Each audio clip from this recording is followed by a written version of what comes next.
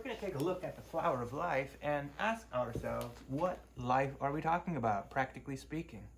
So if you get away from anything spiritual or symbolic with the seed of life and the flower of life, we can look at, practically speaking, how in ancient times and even up until maybe 50 to 100 years ago, the compass was used for everything. So if you imagine we're living in prehistoric times where we're making cave drawings and even trying to draw a circle. You can go and go and go, and a few people get good at drawing perfect circles, but they're very, very difficult to get right. And when you do, this one looks pretty good, but it's not perfect. It's very hard to replicate. So, number one, we can't invent the wheel yet, because maybe we could one day fashion a wheel and get it smooth and circular, but we couldn't replicate it. So the Greeks said that in ancient times, the compass was invented using two sticks in the sand and a string or a vine. So if you take one stick and put it in the dirt and make it stay there, you can take a string or a vine, and as you rotate it around, it would make a perfect circle. So that is the basic invention of a compass. So suddenly, now we have nicer metallic ones, but suddenly we can draw a circle. So voila, the wheel is invented. So at one time I remember them talking about in history class how important the invention of the wheel was. But I believe more important than the wheel itself is the circle. Once we were taught or figured out how to draw a perfect circle, we can now give life. Give life to what? We'll give life to a lot of other things. So in talking about geometry, we want shapes that we can replicate, like the circle, to repeat them, and other shapes. We use the word regular to refer to shapes that have congruent or equal sides all the way around. Like a triangle that's regular would have each of the three sides equal. So when we look at the seed of life, we begin to have the ability to draw certain shapes. You can kind of already see a rectangle here. So one of the first things we can draw is a rectangle. The first thing we tend to draw is a regular triangle. So a regular triangle means the three sides are even. You see these shapes in a lot of buildings and roofs and in constructions for things like the cathedrals, because they have a great balance and ability to work together to create strength and stability. Obviously, we also have right angles. You know, we can use the flower of life to make a stable wall. So suddenly our caveman drawings,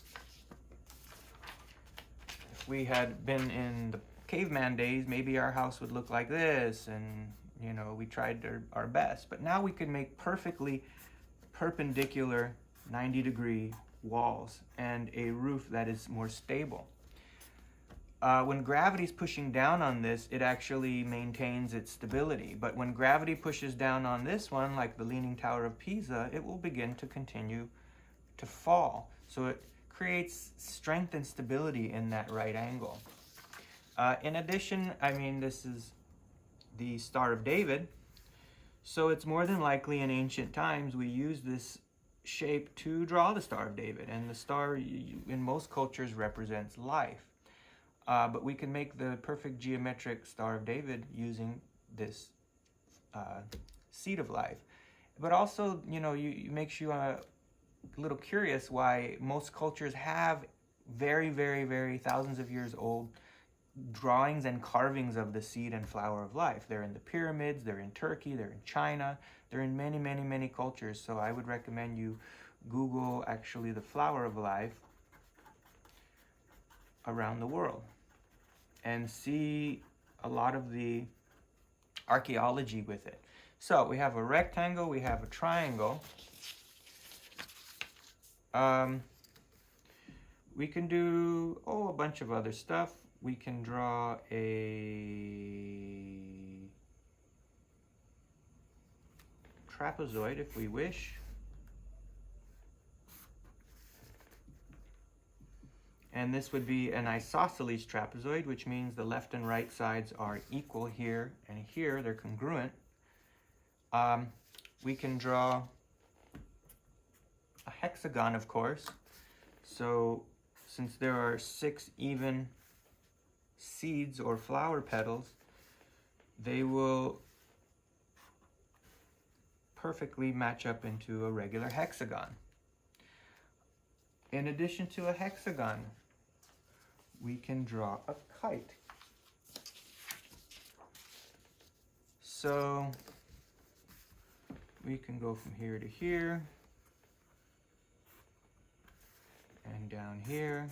I mean, in some of these shapes, there are other places and ways you could draw them. You know, we could have rotated it and even drawn it up here, from here to here, here to here. So again, we have another kite. And one of the last shapes, if we were to draw a line connecting this dot and this dot, that would help us to make a perfect square. So now we can connect here, here, here, and here to make a perfect square. Of course, I'm drawing very quickly, so I'm not making it perfectly accurate, but you can get the idea. And I think one of the last shapes we have is we can make a rhombus or a diamond shape. So in order to make a rhombus, in fact, I could rotate the paper like this. I can go from here to here, here to here, here to here, and here to here. So now we have a rhombus or a diamond shape where the 4 sides are congruent. So if we really look at it this way, as we want to be a builder and we want to construct things and make pyramids and make buildings and gardens and become an engineer and start designing things, then the seed of life and the flower of life, they give us the basic geometry shapes that help us design these things. A triangle, a rectangle, a square, a trapezoid, a kite, a rhombus. So we can make these shapes perfectly using circles, which is to me interesting that these geometric shapes that are lines are made from circles.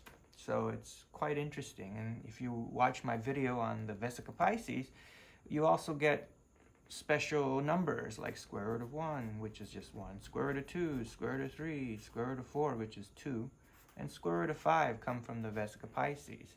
So there's a lot of interesting stuff that we can give life to. Now, if the flower of life was used, you could begin to connect dots and make all sorts of angles and shapes. So, I mean, this is just a basic idea, but I started to connect all of the places where the flower petals intersect. And you have angles of all sorts that you could use as a builder if you didn't have a protractor, which, you know, hadn't been used or invented until a few hundred years ago. So flower of life also gives life to an abundance of shapes. Whatever imagination you have, you can begin to explore those different angles and triangles and different quadrilaterals and other shapes as well.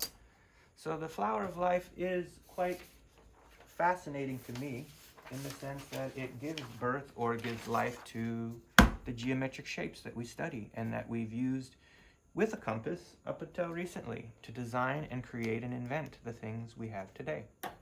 So hopefully that gives us at least some understanding of how the seed of life actually is a useful, practical thing that, let's say I wanted as a scientist or mathematician to remember something in history and never forget it because it could do some really amazing things to further advance our technology and our design, I would want this shape to be remembered. And this could very well be why it's carved in the pyramids in India, in Turkey, and in ancient places all around the world. I recommend you take a look at that because a lot of people have made good videos, and you can just do a Google search and take a look at some pictures. So hopefully you enjoyed looking at the seed of life in a more literal way rather than a symbolic one.